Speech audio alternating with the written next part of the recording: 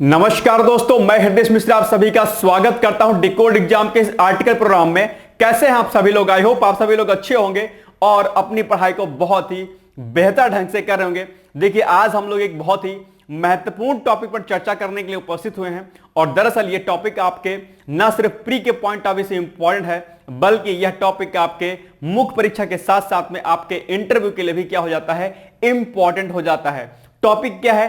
Topic जैसा कि आप सभी लोग जानते होंगे कि इस समय चर्चाओं में एक चक्रवात है। उस चक्रवात का नाम क्या है? चक्रवात का नाम बेसिकली है दाना, और चक्रवात को इंग्लिश में हम लोग बेसिकली साइक्लोन कहते हैं। तो आज हम जानेंगे कि दरअसल जो ये चक्रवात दाना है, इसकी उत्पत्ति कहां से हो रही है, किस प्रकार से ये जो है अलग अलग जगहों को अपना टारगेट बनाएगा, चक्रवात क्या होता है, चक्रवात के प्रकार क्या होते हैं, ठीक है। और इसके अलावा और जो अन्य जानकारियां होंगी जो आपके एग्जाम पॉइंट ऑफ व्यू से, हम लोग उन सभी जो है बिंदुओं पर चर्चा करेंगे। तो प्लीज आपसे ये रिक्वेस्ट है छोटी सी हम्बल से कि प्लीज आप लोग वीडियो को ज्यादा से ज्यादा शेयर कर दीजिएगा। और अगर आप वीडियो पे हमारे नए हैं तो आपको एक जानकारी मैं दे दूं कि डेली मॉर्निंग में 8 AM पे यानी कि सुबह 8 बजे मेरे द्वारा आप सभी लोगों के लिए करंट अफेयर्स का वीडियो कराया जाता है, अर्थात करंट अफेयर्स कराया जाता है। तो आप लोग उस वीडियो के माध्यम से भी डेली करंट के माध्यम से अपडेट अपने चीजों को कर सकते हैं। साथ ही साथ में मेरे द्वारा डिकोड एग्जाम पे ही आपको इंपॉर्टेंट आर्टिकल्स और बहुत सारी जानकारियां भी आपको दी जाती हैं। तो आप लोग इन सारे वीडियो को जरूर देखा करिए। तो आइए हम लोग सीधे तौर पर टॉपिक पर आते हैं, लेकिन उसके पहले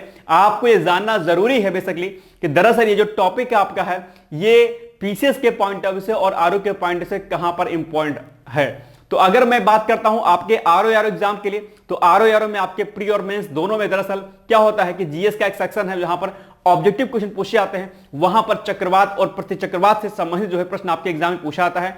तो वहीं दूसरी ओर अगर हम लोग बात करते हैं पीसीएस की, यानी कि यूपी पीसीएस की और यूपीएससी की, तो वहां पर दरअसल न सिर्फ प्री में प्रश्न पूछा जाता है बल्कि मुख्य परीक्षा में भी दरअसल चक्रवातों से संबंधित प्रश्न अक्सर आपके एग्जाम में पूछा जाता है। तो आइए हम सबसे पहले हम लोग देखते हैं कि इसका संबंध दरअसल आपके सिलेबस में कहां से है। तो सबसे पहली बात तो आपका संबंध जो इस टॉपिक का किससे है? प्री से है, ठीक है, प्री से है। और प्री में कहां कहां से, चाहे वो आपका एग्जाम आरओ एआरओ का हो या फिर आपका एग्जाम किसका हो, पीसीएस का हो, ठीक है। तो पीसीएस प्री में भी इंपॉर्टेंट है और प्लस जो है क्या कहते हैं मेंस में भी आपके इंपॉर्टेंट है।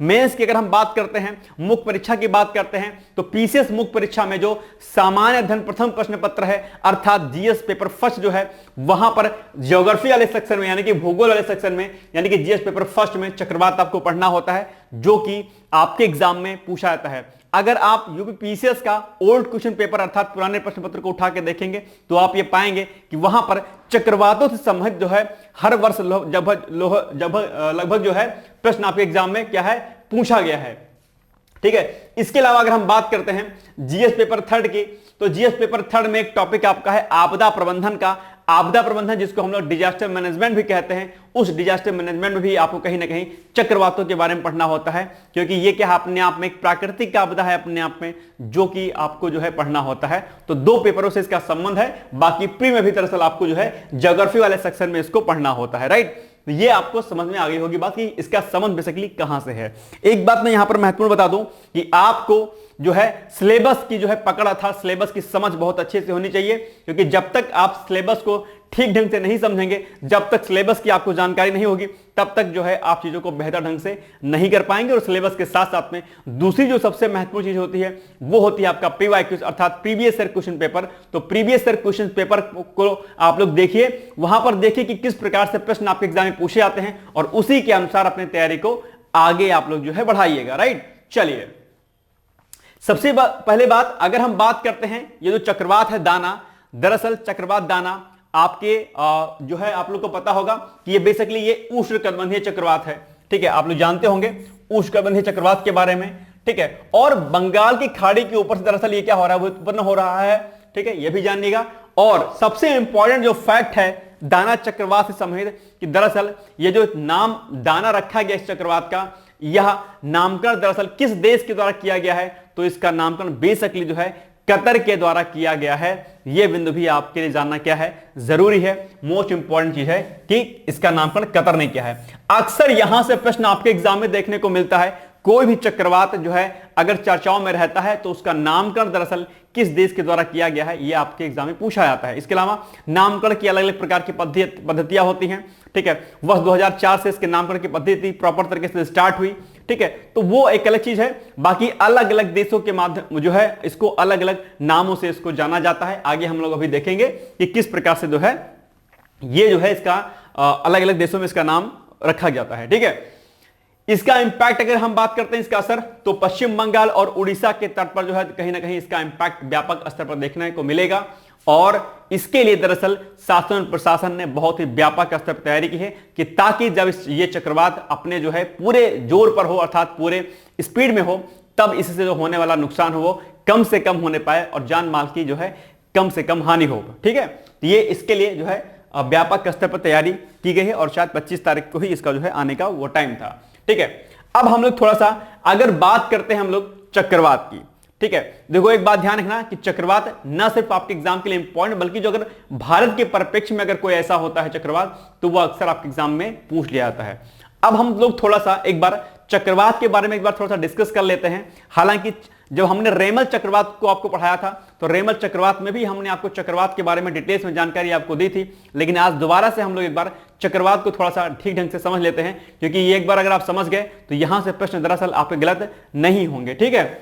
सबसे पहले आप लोग एक बात ध्यान रखिए कि जो बेसिकली चक्रवात होता है, ठीक है, चक्रवात जो होता है, ठीक है, वो क्या होता है और किस प्रकार से वर्क करता है।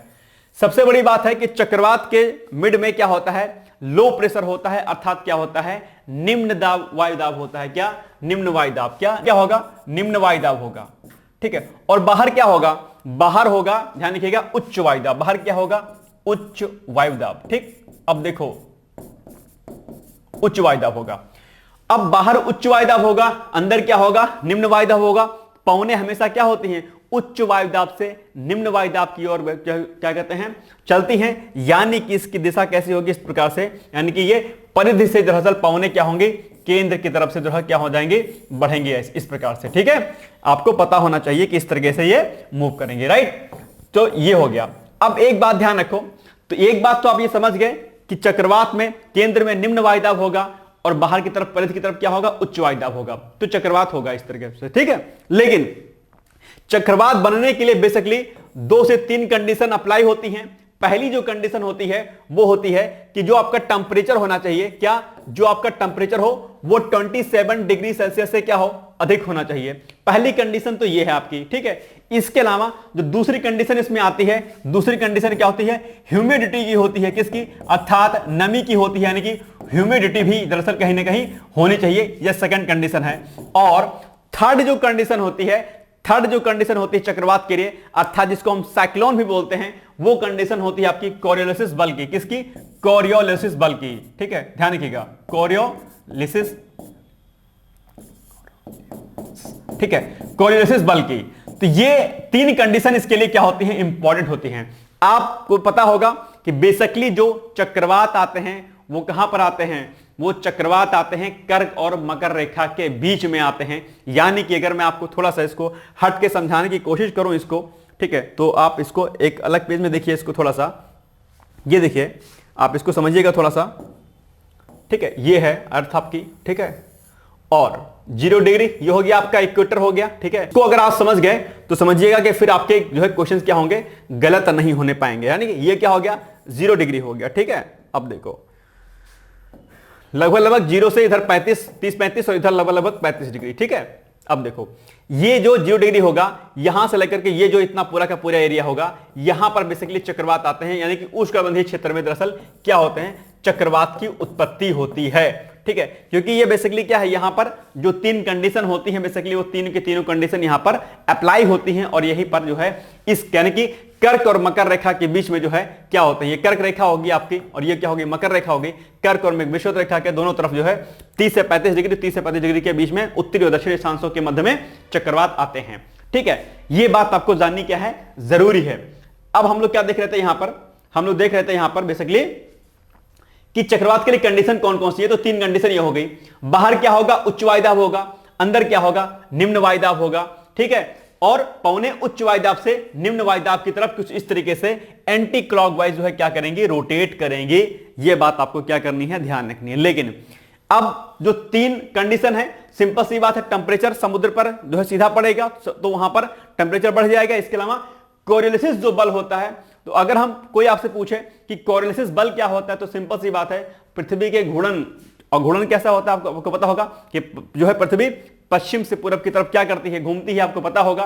और उसी से क्या होता है, बेसिकली कोरियोलिसिस बल क्या होता है, उत्पन्न होता है। तो अगर आपसे कोई प्रश्न पूछे, जो कि आपके एग्जाम में पूछा भी जाता है कि चक्रवात की जो दिशा होती है वो उत्तरी गोलार्ध में क्या होती है और दक्षिणी गोलार्ध में क्या होती है, तो आइए हम लोग थोड़ा सा इसको यहां पर समझने का प्रयास करते हैं कि अगर आपसे कोई पूछे कि उत्तरी गोलार्ध में चक्रवात की दिशा क्या होती है, दक्षिणी गोलार्ध में चक्रवात की दिशा क्या होती है, तो आइए हम लोग इसको समझने का थोड़ा सा प्रयास करते हैं। तो अगर हम लोग उत्तरी गोलार्ध की बात करते हैं, यानी कि नॉर्थ पोल की बात करते हैं, तो यहां पर चक्रवातों की जो दिशा होती है वो भाई साहब कैसी होती है, वो होती है एंटी क्लॉकवाइज। कैसी होती है, वो होती है एंटी क्लॉकवाइज, याद रखिएगा, एंटी क्लॉकवाइज, ठीक है, एंटी क्लॉकवाइज। और जो दक्षिण एरिया होता है, जो साउथ पोल होता है, यहां पर क्या होता है, ये क्लॉकवाइज जो है होगा, क्या, क्लॉकवाइज, ठीक है, क्लॉकवाइज। अब ये कैसे होता है, ठीक है, माना कि एक छोटी सी चरखी है, आप इसको इस तरीके से समझ लीजिए, ठीक है, ये एक चरखी है उत्तरी गोलार्ध में, ठीक है, आप लोग अक्सर ऐसे मशीन को आप देखते होंगे, ठीक है, और यहां पर क्या है, एक बड़ी मशीन है, ठीक है, आप देखो, ठीक है, अब ये कुछ इस प्रकार से है, ठीक है, ऐसे ऐसे है। अब ये क्या है, आपका चक्रवात है माना कि, ठीक है, ये कोरियोलिसिस बल है, ये क्या है, कोरियोलिसिस बल है। अब ये कुछ इस प्रकार से रोटेट करेगा, सिंपल सी बात है, कुछ ऐसे रोटेट करेगा, ठीक है।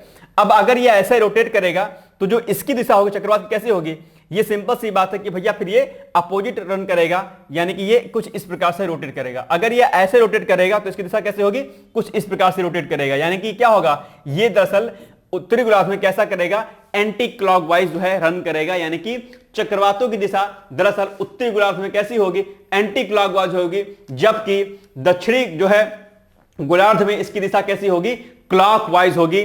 तो यह प्रश्न अक्सर आपके एग्जाम में पूछा जाता है, ध्यान रखिएगा। इसके अलावा जहां पर भी चक्रवात आता है वहां पर तेज बारिश होती है, तेज हवाएं चलती हैं, यानी कि अगर कोई आपसे पूछे कि चक्रवात आने पर क्या होता है, तो आप कहेंगे कि चक्रवात आने पर क्या होगा, चक्रवात आने पर क्या होगा, तेज बारिश होगी, क्या होगी, तेज बारिश होगी। यहां पर यह बात आपको क्या करनी, विशेष तौर पर ध्यान रखनी है। और इसके अलावा क्या होगा, तेज हवाएं चलेंगी, यानी कि मौसम बहुत ही क्या होगा, जो है खतरनाक हो जाएगा।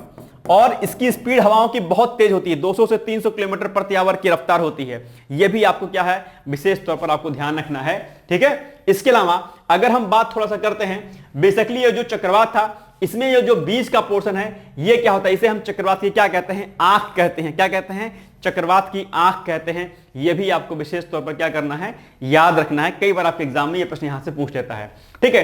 तो चक्रवात की अगर हम बारे में बात करें, चक्रवात के लिए तीन कंडीशन होती है। पहली कंडीशन 27 डिग्री सेंटीग्रेड से ऊपर का टेंपरेचर होना चाहिए। दूसरा, ह्यूमिडिटी अर्थात नमी होनी चाहिए। इसके अलावा क्या होना चाहिए, कोरियोलिसिस बल का उत्पन्न होना जो है जरूरी है। तीन कंडीशन अगर होती हैं तो बेसिकली क्या होता है कि ये चक्रवात उत्पन्न होते हैं। समुद्रों से जब ये स्थल की ओर आते हैं तो वहां पर आने के बाद क्या होता है, तीनों कंडीशन ये खत्म होने लगती हैं और चक्रवात क्या होता है, वहां पर समाप्त होना शुरू समाप्त होना जो है मतलब शुरू हो जाता है, यानी कि वहां पर स्थल की ओर पहुंचने पर वो समाप्त हो जाता है एक तरीके से, राइट। ये बात समझ में आ गई।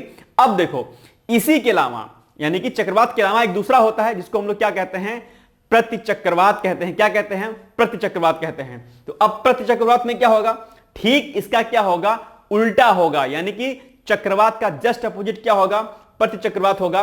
और प्रतिचक्रवात में क्या होगा भाई साहब, आइए जरा हम लोग इसको देखने का प्रयास करते हैं थोड़ा सा। तो ये क्या था, ये था आपका क्या, चक्रवात, यानी कि ये क्या था, साइक्लोन था।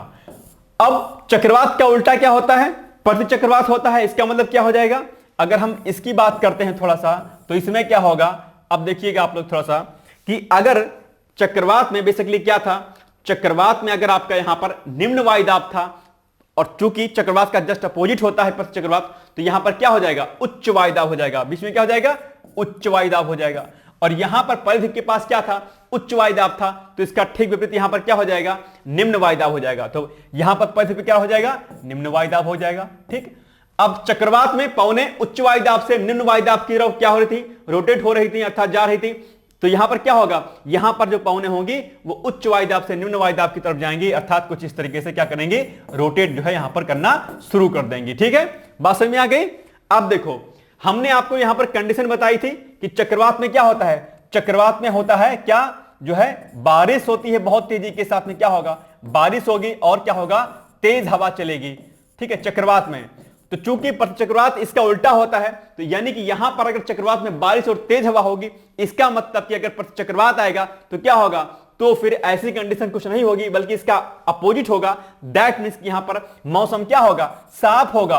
तो आपसे कोई पूछे कि चक्रवात में कंडीशन कैसे बनती है मौसम की, तो आप कहेंगे कि वहां पर क्या होता है, मौसम साफ रहता है, क्लीन रहता है, यहां पर कोई दिक्कत नहीं होती है। इसके अलावा जो दूसरा प्रश्न आपके एग्जाम में पूछा जाता है, क्या पूछा जाता है कि उत्तरी गोलार्ध में, कहां पर, उत्तरी गोलार्ध में बेसिकली क्या होता है, बताइए क्या पूछता है प्रश्न पूछता है आपके एग्जाम में कि बताओ भैया जो है उत्तरी गोलार्ध में चक्रवातों की दिशा क्या होती है। तो मैंने आपको बताया, आपने क्या कहा, आपने कहा कि सर उत्तरी गोलार्ध में चक्रवातों की दिशा एंटी क्लॉकवाइज होती है। कैसी होती है, एंटी क्लॉकवाइज होती है ना, हमने आपको बताया अभी थोड़ी देर पहले। ठीक है, और जो है दक्षिण गोलार्ध में क्या होगा, दक्षिण गोलार्ध में जो इसकी दिशा होगी वो कैसी होगी, क्लॉकवाइज हो जाएगी। कैसी हो जाएगी, क्लॉकवाइज हो जाएगी। और चूंकि चक्रवात इसका उल्टा होता है, इसका मतलब यहां पर क्या होगा, यहां पर जो कंडीशन बनेगी वो बनेगी उत्तरी गोलार्ध में। अगर चक्रवात में उत्तरी गोलार्ध में इसकी दिशा एंटी क्लॉकवाइज थी, तो यहां पर क्या हो जाएगा, यहां पर क्लॉकवाइज हो जाएगा। क्या हो जाएगा, यहां पर क्लॉकवाइज हो जाएगा। यहां पर दक्षिण गोलार्ध में क्लॉकवाइज की दिशा थी चक्रवात की, तो चक्रवात की दिशा दरअसल जो है क्या हो जाएगी, यहां पर दक्षिण ध्रुव में एंटी क्लॉक हो जाएगी। क्या हो जाएगी, एंटी क्लॉकवाइज हो जाएगी। ठीक है, इतनी बात समझ में आ गई।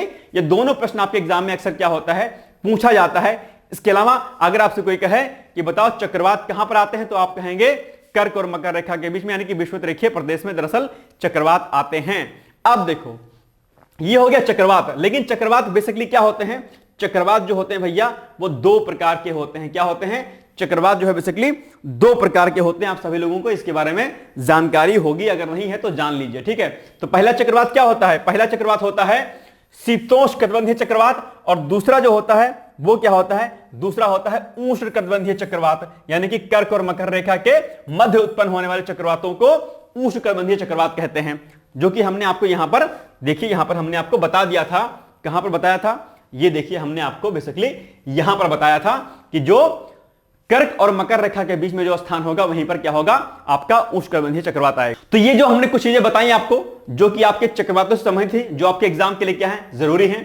ठीक है, इसके पहले आप लोग कुछ चीजें देख लीजिए जो कि हमने यहां पर लिखी हुई हैं कि चक्रवात में क्या होता है, यह निम्न वायुदाब का केंद्र होता है, जो कि हमने आपको बता ही दिया अभी जस्ट। ठीक है, जिनके चारों ओर बढ़ते वायुदाब की समदाब रेखाएं होती हैं। बाहर की तरफ क्या होता है, जो है इसका जो वायुदाब होता है क्या होता है, बढ़ता हुआ चला जाता है।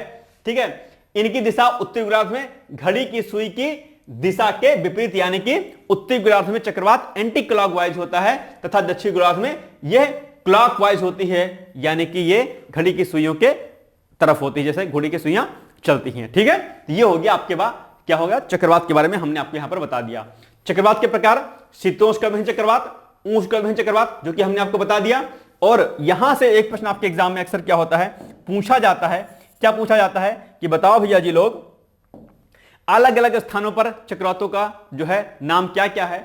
तो ऑस्ट्रेलिया में बेसिकली इन्हें विली विली कहते हैं, जो कि अक्सर आपके एग्जाम में पूछा जाता है। तो इस फैक्ट को आप लोग क्या करिए, नोट डाउन कर लीजिए।